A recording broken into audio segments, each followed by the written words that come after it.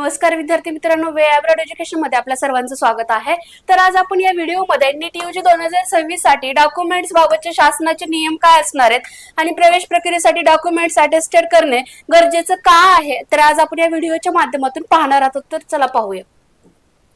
तर पहा, नीट यूजी प्रवेश प्रक्रियेसाठी कागदपत्राच्या झेरॉक्स प्रती प्रमाणित करणे गरजेचं आहे। तुम्हाला प्रवेशाच्या वेळी काय करायचं, सर्व मूळ कागदपत्रासोबतच म्हणजे ओरिजिनल डॉक्युमेंट सोबत त्यांच्या 3 ते 4 झेरॉक्स प्रतीचा संच सोबतीला ठेवावे लागतील। नियम आणि प्रक्रियेची सविस्तर माहिती आज आपल्याला व्हिडिओच्या माध्यमातून पाहायची आहे।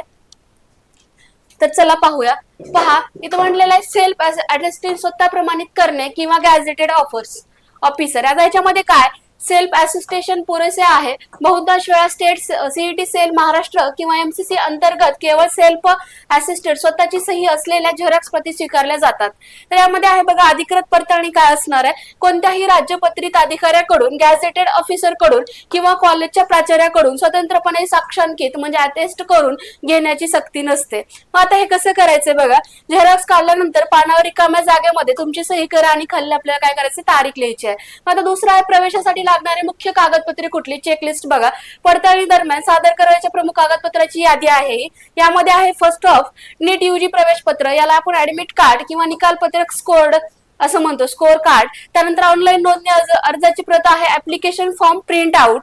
त्यानंतर आहे 10वी आणि 12वीची गुणपत्रिका, मार्कशीट व प्रमाणपत्र, पासिंग सर्टिफिकेट असं म्हणतो आपण, राष्ट्रीयत्व प्रमाणपत्र, नॅशनॅलिटी सर्टिफिकेट आणि भारतीय पासपोर्ट, महाराष्ट्राचा रहिवासी दाखला बघा, याला म्हणतात आपण डोमिसाइल सर्टिफिकेट, आधार कार्ड किंवा इतर सरकारी ओळखपत्र, वैद्यकीय पात्रता प्रमाणपत्र, लागू असल्यास जात प्रमाणपत्र पण आवश्यक आहे, जात वैधता प्रमाणपत्र आणि नॉन क्रिमिनल हे सर्व डॉक्युमेंट आपल्याला काय आहेत, आवश्यक आहेत।